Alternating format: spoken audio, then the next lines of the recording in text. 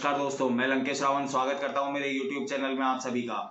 मैं आज आप लोगों को कुछ समझाने, कुछ बताने, कोई ज्ञान बांटने नहीं आया हूं। मैं आप लोगों से आज सीधी सीधी ये बात करने के लिए आया हूं कि मैं खुद बैठ करके काफ़ी चीज़ों के बारे में सोचता हूं, तो उसके अंदर मुझे दो चीज़ें हमारे देश के अंदर जो गलत निकल करके आई हैं वो मुझे पता पड़ी। मैंने खुद ने एनालिसिस किया उस चीज़ का। वो है एक तो न्याय व्यवस्था और दूसरा है प्रशासन। कहने का मतलब मैं सीधा सीधा बोलता हूँ, पुलिस वालों के लिए बोल रहा हूँ, पुलिस प्रशासन के लिए बोल रहा हूँ कि वो लोग जिस तरीके से, मैं थाने से शुरुआत करता हूँ, पुलिस वालों से शुरुआत करता हूँ कि हर पुलिस कार्यालय के अंदर एक बोर्ड लगा रहता है जिसके ऊपर लिखा हुआ होता है आम जन में विश्वास, अपराधियों में डर।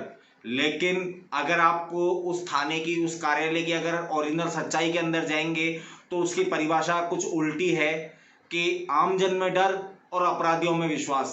कहने का मतलब कि अपराधियों को अपराध करने के बाद में इतना बढ़िया विश्वास है, इतना पुख्ता विश्वास है हमारी पुलिस के ऊपर कि वो लोग अपराध करने के बाद में कुछ पैसा वहाँ खिलाएंगे और उनके खिलाफ कुछ या तो कोई छोटी धाराएं लगा दी जाएंगी अगर लड़ाई झगड़े का केस है, और कोई हत्या वगैरह का केस है तो उसके अंदर आदमी भी बदल दिए जाते हैं। हमारा प्रशासन, हमारी पुलिस इतनी बढ़िया अच्छे तरीके से काम कर रही है हमारे समाज के लिए कि वो लोग उन आदमियों को ही बदल देते हैं। जिन्होंने किया है वो तो बाहर घूम रहे हैं और जिन्होंने नहीं किया वो हो सकता है कोई गरीब परिवार का हो, कुछ पैसों के लालच में या कोई अपना नाम चलाने के लिए, क्योंकि ये हमारे यहाँ पर अब प्रचलन चल चुका है कि भाई अगर आपको नाम चलाना है तो कोई हत्या करी हुई हो, कोई चोरी डकैती, किसी ना किसी, मतलब हर चीज को जो गुनाह के रास्ते हैं उसको आज का युवा अपनी शान समझता है कि भाई हमने इस तरीके से कर दिया है, अब हमारा नाम चलता है, हमसे लोग डरते हैं। भाई तुमसे डरता कोई नहीं है।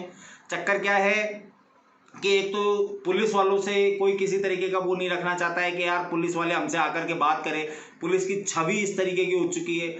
मैं एक चीज बोलता हूं कि अगर प्रशासन को, अगर पुलिस को सही ढंग से काम करना है, मैं एक नॉर्मल सी बात बोल रहा हूं, संबंधित थाना क्षेत्र में आप जिस भी तरीके की कोई ऐसी जगह है जहां पर बहुत सारे लोग बैठते हैं वहां जाएं।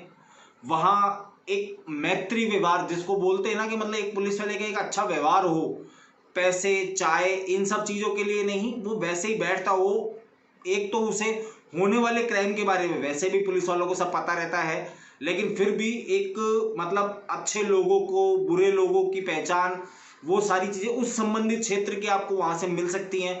अब प्रशासन ने एक बहुत बढ़िया तरीका अपना रखा है कि जैसे मैं आपको एक छोटा सा उदाहरण देता हूं कि अगर किसी को कोई पासपोर्ट बनवाना है, उसने कोई गुनाह किया है नहीं किया, वो कभी किसी काले काम में, किसी गंदे काम में रहा है नहीं रहा, उसका चरित्र, अगर उसको चरित्र प्रमाण पत्र बनवाना है और वो पुलिस के पास जाता है वेरिफिकेशन के लिए, तो संबंधित थाने के पुलिस वालों ने एक नियम कर रखा है कि भाई हम जाएंगे, बंदे से बोलेंगे कि लाओ खर्चा पानी मीन्स कैश, 500 700 200 300 औकात देख करके मांगते हैं सामने वाले की किस तरीके से दे सकता है। और जो पासपोर्ट बनवा रहा है उसके लिए तो ये समझ लेते 500 तो देगा ही देगा।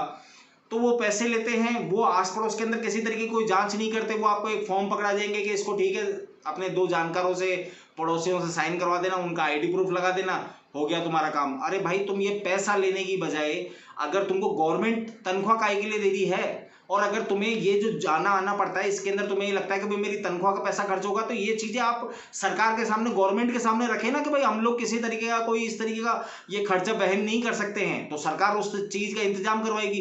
अब वो चीज आप लोगों को जनता दे, फिर जो लोग जिनका नहीं बनना चाहिए, जो लोग इस समाज के लिए किसी तरीके के संकट हैं, उनका भी बन जाता है। क्योंकि आप लोगों को तो 500 1000 रुपए से मतलब है, आपने 500 1000 रुपए लिए और आपने उनका करके दे दिया क्लियर कि हाँ भाई ठीक है, इनको आप पासपोर्ट जारी कर सकते हैं।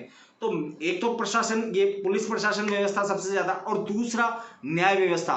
मतलब हमारे देश का जो संविधान बना, उस संविधान के अंदर मतलब एक तंत्र पूरा तैयार किया गया कि भाई एक राष्ट्रपति होगा, एक प्रधानमंत्री होगा, उसके नीचे फिर वो बहुत सारी शाखाएं जिसके अंदर सारे राज्य आ जाएंगे, उनके मुख्यमंत्री, वहां के मंत्री, मतलब पूरा एक तंत्र तैयार किया गया। उसके अंदर एक ये एक तंत्र है, तो एक तंत्र है न्याय व्यवस्था, मतलब कि जो स्तंभ बोलते हैं वो है। अब न्याय व्यवस्था के अंदर, यार मैं इससे पहले भी एक वीडियो बनाया है जिसके अंदर मैंने बताया है कि भाई किस तरीके से मतलब एक जज, एक सामान्य व्यक्ति, चाहे वो हाई कोर्ट का हो, चाहे वो सुप्रीम कोर्ट का हो, वो उस ओहदे पर बैठे हुए हैं, लेकिन उन लोगों के बयान, उन लोगों के फैसले इस तरीके के होते हैं।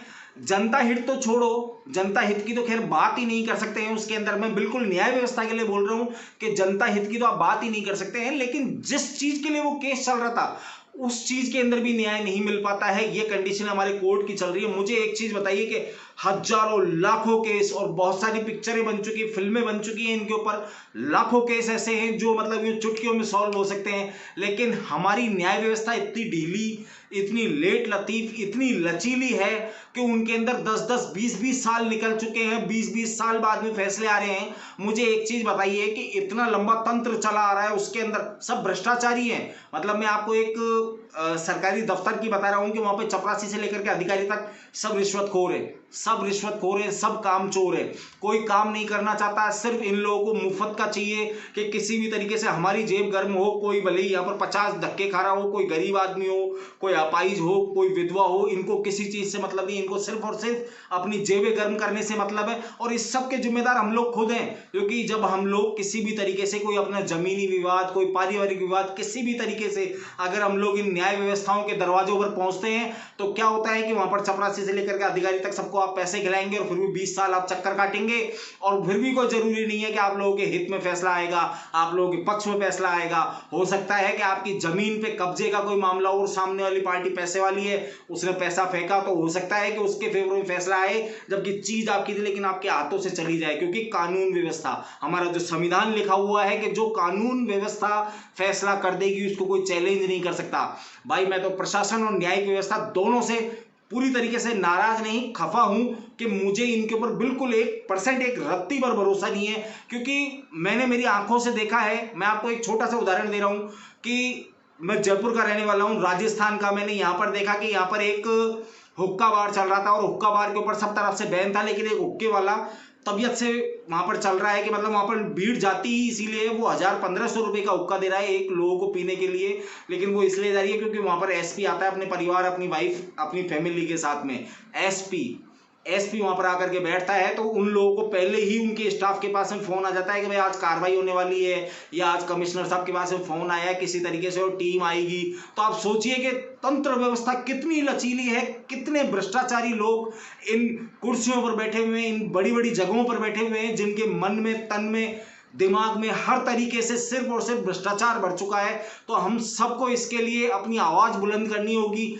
आज मैं आप लोगों को बिल्कुल क्लियर बोल रहा हूं कि एक बार अपने मन से, अपने तन से, एक बार अपने दिमाग से इस चीज का चिंतन करेंगे। क्या न्याय व्यवस्थाएं जो करती हैं, जो बलात्कारों के ऊपर ये फैसले देते हैं कि 10-10 साल सड़वा करके 10-10 साल से जेल में डाल देते हैं, उनको कोई सजाएं नहीं देते हैं। अपहरण के केसों में 3-3 साल, 2-2 साल, 1-1 साल में लोग छूट जाते हैं। लोग मर्डर में छूटने लग गए आजकल 1-1 साल में। क्या इस तरीके से चलता रहेगा तो क्राइम रुक पाएगा?